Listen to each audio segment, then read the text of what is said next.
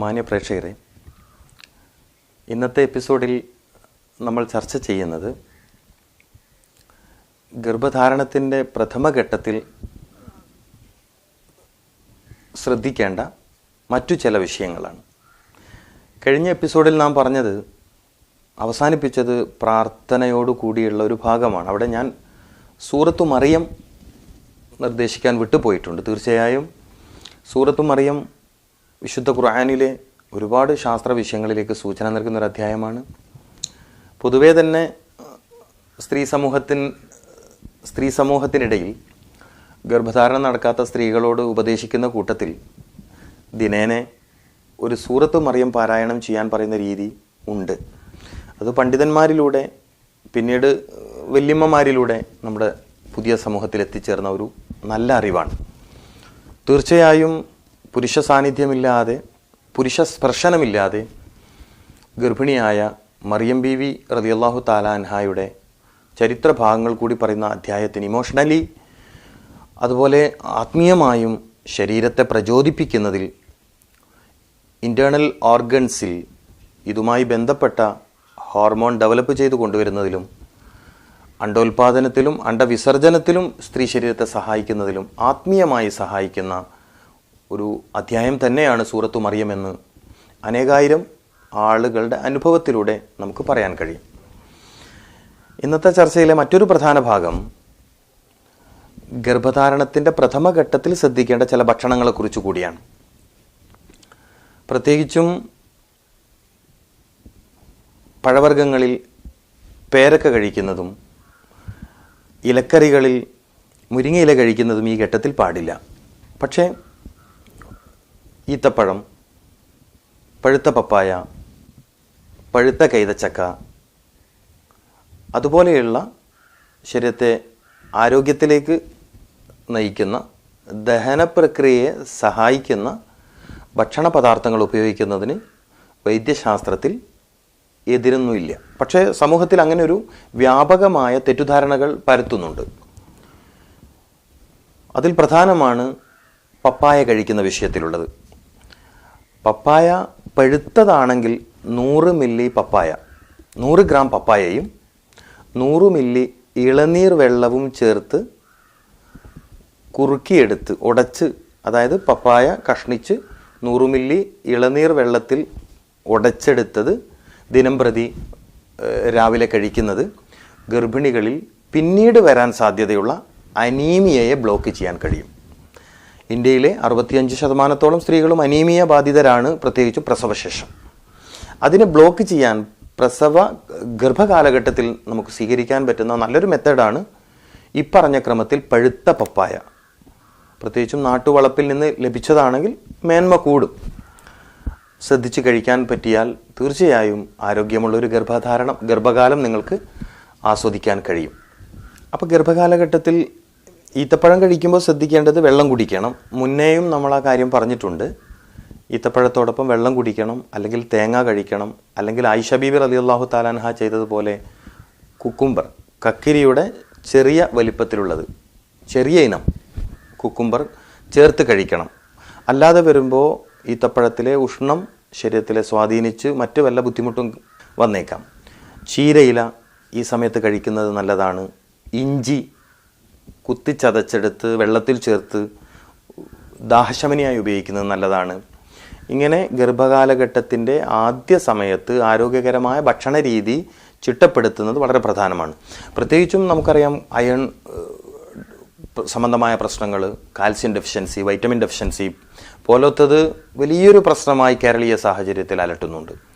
ഇതിനെ കെയർ ചെയ്യാൻ ഏറ്റവും നല്ല രീതി എന്നത് ഔഷധ രീതികളൊന്നും സ്വീകരിക്കാതെ തന്നെ പ്രസവശേഷമൊക്കെ മുടികൊഴിച്ചൽ തടയാനും എല്ല് സംബന്ധമായ രോഗങ്ങൾ വരുന്നത് തടയാനും സഹായിക്കുന്ന ഒരു രീതിയാണ് എല്ലാ പ്രഭാതത്തിലും സുബിഹ് നിസ്കാര ശേഷം അല്ലെങ്കിൽ നല്ല രാവിലെ 7 ഈത്തപ്പഴവും 2 ഗ്ലാസ് വെള്ളവും തൻ്റെ ഗർഭസംബന്ധമായ ആരോഗ്യത്തെ പ്രൊട്ടക്റ്റ് ചെയ്യുക എന്ന് കരുതിക്കൊണ്ട് കഴിക്കുന്നത്.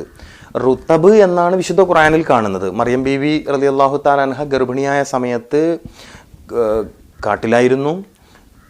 മറിയം ബീവിയോട് അള്ളാഹു സുബ്ഹാനഹു വ തആല ഈത്തപ്പഴം പെറുക്കിയെടുത്ത് കഴിക്കാനല്ല പറഞ്ഞത്, ഈത്തപ്പന കുലുക്കി അടർന്നു വീഴുന്ന ഈത്തപ്പഴം എടുത്ത് കഴിക്കാൻ പറഞ്ഞു എന്നത് ഗർഭിണികൾക്ക് വേറൊരു വലിയ പാഠം നൽകുന്നുണ്ട്. നമ്മുടെ സമൂഹത്തിലെ ഗർഭിണികൾ ഗർഭകാലത്തെ രോഗമായി കാണുന്നു, ചിലർ അതൊരു വിശ്രമകാലമായി കാണുന്നു. ഏറ്റവും ആക്റ്റീവ് ആകേണ്ട സമയമാണ്, പ്രാർത്ഥനയ്ക്ക് ഏറ്റവും ഉത്തരം കിട്ടുന്ന സമയമാണ്. ഇസ്ലാമിക സമൂഹത്തിലെ സൂഫി വര്യന്മാരായ പണ്ഡിതന്മാർ പറയാറുണ്ട്, രോഗങ്ങൾക്ക് ശാന്തി തേടി മന്ത്രിക്കുക പോലത്തെ കാര്യങ്ങൾ ചെയ്യുമ്പോൾ വീട്ടിൽ ഗർഭിണികളായ സ്ത്രീകളുണ്ടെങ്കിൽ അവർ ചെയ്യട്ടെ.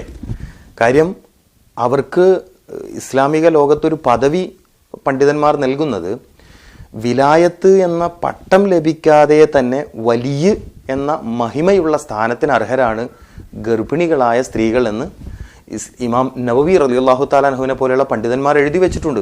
ഇത് വലിയ കാര്യമാണ്. മാനസികമായി ഏറ്റവും ഉല്ലാസവതികളാവാൻ, അതിലൂടെ ശരീരം ഏറ്റവും ഉയർന്ന ശക്തി പ്രകടിപ്പിക്കാൻ സഹായകമാകുന്ന ഒരു പ്രചോദനം നൽകുന്ന പ്രയോഗമാണത്.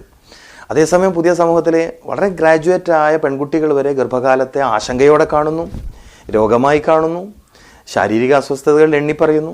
തീർച്ചയായും മാനസിക ചിന്താ വിഷയത്തിൽ സംഭവിച്ച ഒരു അബദ്ധമായിട്ട് മാത്രമേ ഇസ്ലാമിക വൈദ്യലോകത്തിന് ഇതിനെ വായിക്കാൻ കഴിയുള്ളൂ. ഇവിടെ സഹോദരിമാർ, പ്രത്യേകിച്ച് സൂറത്തു മറിയമിൽ ഗർഭിണികളായ സഹോദരിമാർക്കുള്ള ഒരു മോട്ടിവേഷൻ നൽകുന്ന ഭാഗം എന്ന് പറയുന്നത്, ഗർഭിണിയായ മറിയം ബീവി ഈത്തപ്പന മരം കുലുക്കി. അപ്പം ആ ഒരു ശാരീരിക ക്ഷമത എന്താണ്? നീ അസ്വസ്ഥത പ്രകടിപ്പിക്കേണ്ട ആളല്ല, ഒറ്റപ്പെട്ടു പോയി എന്നതുകൊണ്ട് ആശങ്കയിലാവേണ്ട ആളല്ല. ഗർഭിണിയായി എന്നതിൻ്റെ പേരിൽ നീ ഒന്നുകൂടി ഹെൽത്തിയാണ്, പവർഫുൾ ബോഡി ഉള്ള ആളാണ് എന്ന് അല്ലാഹു മറിയം ബീവിക്ക് ബോധ്യപ്പെടുത്തുകയാണ് ചെയ്തത്. ശേഷം അരുവിയിലെ വെള്ളം കുടിക്കാൻ പറഞ്ഞു. എളുപ്പത്തിൽ പറിച്ചെടുക്കാൻ പറ്റുന്ന റുമ്മാൻ പഴമോ അതിനോട് സമാനമായ പഴവർഗ്ഗങ്ങളോ അള്ളാഹുവിന് നൽകാമായിരുന്നിട്ടും ഈത്തപ്പഴം തന്നെ മറിയം ബീവിയെ കൊണ്ട് കഴിപ്പിച്ചതിൻ്റെ പിന്നിലെ ഒരു രഹസ്യം കാൽസ്യം ഡെഫിഷ്യൻസി, വൈറ്റമിൻ ഡെഫിഷ്യൻസി പോലത്തതിനെ പ്രതിരോധിക്കുക. ഗർഭകാലഘട്ടത്തിൽ ഇത്തരം കാര്യങ്ങൾ ശ്രദ്ധിക്കാതെ വരുന്ന സ്ത്രീകൾക്ക് പിന്നീട് സംഭവിക്കാൻ സാധ്യതയുള്ള അരക്കെട്ടിനോട് ചേർന്ന ഭാഗത്ത് എല്ലുകൾക്ക് സംഭവിക്കാൻ സാധ്യതയുള്ള തേയ്മാന രോഗങ്ങൾ, അതുപോലെ മസ്തിഷ്കത്തിന് സംഭവിക്കാൻ സാധ്യതയുള്ള പ്രശ്നങ്ങൾ, ഹാർട്ടിന് സംഭവിക്കാൻ സാധ്യതയുള്ള പ്രശ്നങ്ങളൊക്കെ പ്രിവെൻറ്റ് ചെയ്യുക എന്നതാണ്. തീർച്ചയായിട്ടും ഞാൻ ഒരു പുസ്തകം, അഡ്വക്കേറ്റ് PC ഉലഹന്നാൻ എഴുതിയൊരു പുസ്തകത്തിൽ ഞാൻ വായിച്ചിട്ടുണ്ട്. ഹൃദ്രോഗം എന്നാണ് ആ പുസ്തകത്തിൻ്റെ പേര്. അദ്ദേഹം വളരെ തെളിവ് സഹിതം ഉദ്ധരിച്ചൊരു കാര്യം, ചില മരുന്ന് കമ്പനികളെങ്കിലും അയൺ ഗുളികകളിൽ കൃത്രിമമായ ഇരുമ്പയിര് ചേർക്കുന്നത് കൊണ്ട് ഗർഭിണികളായ സ്ത്രീകൾക്കും, അതായത് അമ്മക്കും കുഞ്ഞിനും പിന്നീട് ഹൃദ്രോഗം വ്യാപകമായി വരുന്നു എന്ന് അഡ്വക്കേറ്റ് PC ഉലഹന്നാൻ അദ്ദേഹത്തിൻ്റെ പഠനത്തിൽ കണ്ടെത്തുകയും ഹൃദ്രോഗം എന്ന സാമാന്യം വലുപ്പമുള്ള അദ്ദേഹത്തിൻ്റെ പുസ്തകത്തിൽ എഴുതി വെക്കുകയും ചെയ്തു എന്നത് വളരെ ഗൗരവമുള്ള കാര്യമാണ്. തീർച്ചയായും ഗർഭകാലം ശ്രദ്ധിക്കണം, ആരോഗ്യം നിലനിർത്തണം. ആരോഗ്യത്തിനാവശ്യമായ കാര്യങ്ങൾ ഭക്ഷണത്തിലൂടെയും ആവശ്യമായാൽ ഔഷധത്തിലൂടെയും ആവശ്യമായാൽ ഡോക്ടേഴ്സിൻ്റെ കൗൺസിലിങ്ങിലൂടെയും നാം സ്വീകരിക്കേണ്ടതുണ്ട്. പക്ഷെ അതൊരു കാലഘട്ടമായി സ്ത്രീകൾ, സഹോദരിമാർ കാണരുത്. തീർച്ചയായും അത് നിങ്ങളെയും അതിലൂടെ നിങ്ങളുടെ കുഞ്ഞിനെയും തളർത്തും. നിങ്ങൾക്കറിയാവുന്ന കാര്യമാണ്, നിങ്ങളുടെ ഹൃദയത്തിൻ്റെ സപ്പോർട്ടോടു കൂടിയാണ് കുഞ്ഞിൻ്റെ ഹൃദയവും ശരീരവും വർക്ക് ചെയ്യുന്നത് ജന്മം വരെ. ആയതിനാൽ ഏറ്റവും ഹെൽത്ത്ഫുൾ മൈൻഡ്, ആരോഗ്യമുള്ള മാനസികാവസ്ഥയാണ് ആരോഗ്യമുള്ള ശരീരം സൃഷ്ടിക്കുന്നത്. പിന്നെ ഈ ഈത്തപ്പഴത്തിൻ്റെ മറ്റൊരു പ്രത്യേകത മനസ്സിന് സന്തോഷം നൽകുന്നു എന്നതാണ്. മധുരം മനസ്സിന് സന്തോഷം നൽകും. അതൊരു വലിയ സയൻസാണ്. മധുരം മനസ്സിന് സന്തോഷം നൽകും. പ്രവാചകർ മുഹമ്മദ് റസൂലുള്ളാഹി സ്വല്ലല്ലാഹു അലൈഹി വസല്ലം തങ്ങൾ താല്പര്യത്തോടെ കഴിച്ച ഭക്ഷണങ്ങളുടെ കൂട്ടത്തിൽ മധുരങ്ങൾ ഉണ്ടായിരുന്നു, ഹലുവകൾ ഉണ്ടായിരുന്നു, തൽവീന ഉണ്ടായിരുന്നു. മധുരം പ്രത്യേകം സമ്മാനമായി കിട്ടിയാൽ വലിയ സന്തോഷം പ്രകടിപ്പിച്ചിരുന്നു. അതുകൊണ്ടായിരിക്കണം മലബാർ ഭാഗത്തൊക്കെ ഗർഭിണികളായ സ്ത്രീകളെ കാണാൻ മധുരവുമായി പോകുന്നൊരു രീതിയുണ്ട്. എനിക്ക് തോന്നുന്നത് ഈ ഒരു ഈത്തപ്പഴ, അള്ളാഹു മറിയം ബീവിയെ ഈത്തപ്പഴം സമ്മാനമായി കൊടുത്തതിനെ തുടർന്നായിരിക്കാം ഒരുപക്ഷെ നമ്മുടെ സ്ത്രീ സമൂഹം ഹലുവയും പഴുത്ത നേന്ത്രപ്പഴമൊക്കെ കൊണ്ട് ഗർഭിണികളായ സ്ത്രീകളെ കാണാൻ പോകും. അതൊക്കെ നന്നായി തുടരണമെന്നാണ് എനിക്ക് അഭ്യർത്ഥിക്കാനുള്ളത്. എന്നതുപോലെ പ്രധാനപ്പെട്ടൊരു കാര്യമാണ് ക്യാരറ്റ് കഴിക്കണം, ബീട്രൂട്ട് കഴിക്കണം, മുതിര കഴിക്കരുത്. പൊതുവേ ഇപ്പോൾ കേരളീയർ മുതിര കഴിക്കാറില്ല. പിന്നെ ബേക്കറി ഉൽപ്പന്നങ്ങൾ പറ്റാവുന്നതും ഒഴിവാക്കണം. പഴയകാലത്തൊക്കെ ഗർഭകാലഘട്ടത്തിൽ പച്ചമാങ്ങയോടാണ് ഇഷ്ടമെങ്കിലും ഇന്ന് ഐസ്ക്രീം, ചോക്ലേറ്റ് പോലത്തെ ബേക്കിംഗ് ഫുഡുകളിലേക്ക് മാറിയത് കുഞ്ഞിനും ഉമ്മക്കും കംപ്ലൈൻറ്റ് വരുത്തുന്നുണ്ട്. പ്രത്യേകിച്ചും ജനിക്കുന്ന കുഞ്ഞുങ്ങളിൽ 1,50,000-ഓളം കുട്ടികൾ ഹൃദ്രോഗത്തോടെ ജനിക്കുന്ന ഒരു രാജ്യമായി നമ്മുടെ നാട് മാറിയിട്ടുണ്ട്, നമ്മുടെ ഇന്ത്യ മാറിയിട്ടുണ്ട്. അപ്പോൾ 2 വയസ്സ് വരെയൊക്കെ മിക്ക കുട്ടികളും കഫ സംബന്ധമായ രോഗങ്ങൾ പ്രയാസത്തിലാണ്. ആയതിനാൽ സഹോദരിമാർ ഈ സമയത്ത് പ്രഗ്നൻസി പീരീഡിൻ്റെ ഫസ്റ്റ് ഘട്ടത്തിൽ ബേക്കറി ഫുഡുകൾ, ചായ കാപ്പി പോലത്തത്, വല്ലാതെ മസാല ചേർന്ന എരിവുള്ള ഭക്ഷണ വസ്തുക്കളൊക്കെ മാറ്റി നിർത്താൻ ശ്രദ്ധിക്കണം. അതുപോലെ ഉപയോഗിക്കണമെന്ന് പറഞ്ഞ വസ്തുക്കൾ നന്നായി ഉപയോഗിക്കുക, വെള്ളം നന്നായി കുടിക്കുക, രാവിലെയും വൈകിട്ടും വെയിൽ കൊള്ളുക, നന്നായി 2-3 തവണയെങ്കിലും നന്നായി ശ്വാസോച്ഛ്വാസ പ്രക്രിയയിൽ ഇടപെടുക പോലത്തെ കാര്യങ്ങൾ ചെയ്താൽ തീർച്ചയായും നല്ലൊരു തുടക്കം ഈ വിഷയത്തിൽ നിങ്ങൾക്കുണ്ടായിത്തീരും. അതുപോലെ ഇതൊക്കെ പറയുമ്പോൾ സങ്കടപ്പെടുന്നൊരു വിഭാഗമുണ്ട് നമ്മുടെ ശ്രോതാക്കളിൽ. കാലങ്ങളായി കുഞ്ഞുങ്ങളില്ലാത്തവരാണ്. അവർ മനസ്സിലാക്കേണ്ടത് പ്രധാനമായും നമ്മുടെ ഭക്ഷണശൈലി വന്യത വല്ലാതെ വർദ്ധിപ്പിച്ചിട്ടുണ്ട്. ബ്രോയിലർ ചിക്കൻ്റെ ഉപയോഗം, അതുപോലെ ബേക്കറി ഫുഡുകൾ, അതുപോലെ ജങ്ക് ഫുഡുകൾ, അതുപോലെയുള്ള ഫാസ്റ്റ് ഫുഡ് സംസ്കാരങ്ങൾ, അമിതമായ ചൂടുള്ള ഭക്ഷണത്തിൻ്റെ സ്ഥിര ഉപയോഗം, അതുപോലെ ഒരുപാട് കാരണങ്ങൾ വന്യതയെ വർദ്ധിപ്പിച്ചിട്ടുണ്ട്. കോളാപാനീയങ്ങൾ ഈ വിഷയത്തിൽ വലിയ വില്ലനാണ്. പക്ഷേ പുതിയ സമൂഹം ഇത് മൈൻഡ് ചെയ്യുന്നില്ല എന്നത് ഖേദകരമായ വസ്തുതയാണ്. അതുപോലെ പുരുഷന്മാർ സ്ഥിരമായി ഇറുകിയ പാൻ്റ് ഇടുന്നത്, ടൈറ്റായ ഷെഡ്ഡി ഉപയോഗിക്കുന്നതൊക്കെ പുരുഷ വന്യതയ്ക്ക് കാരണമായി തീരുന്നുണ്ട് എന്നത് ഞാൻ ഇതിനോട് ചേർത്തി പറയുകയാണ്. എന്നപോലെ സ്ത്രീ വന്യതയിലും ഹോർമോൺ തകരാറുകളോടൊപ്പം ജനിതക കാരണങ്ങളുള്ളതോടൊപ്പം മോശമായ വസ്ത്രധാരണ രീതി, അതായത് ബോഡി ഷേപ്പ് വസ്ത്രധാരണ രീതി, വളരെ ഇറുകിയ വസ്ത്രധാരണ രീതി, ഇതൊക്കെയും സ്ത്രീ വന്യതയിലും കാരണമായി തീരുന്നുണ്ട്. ചില സ്ത്രീകൾ തീരെ മൈൻഡ് ചെയ്യാത്തൊരു രോഗമാണ് ലുക്കോറിയ, വെള്ളപ്പോക്ക് രോഗം.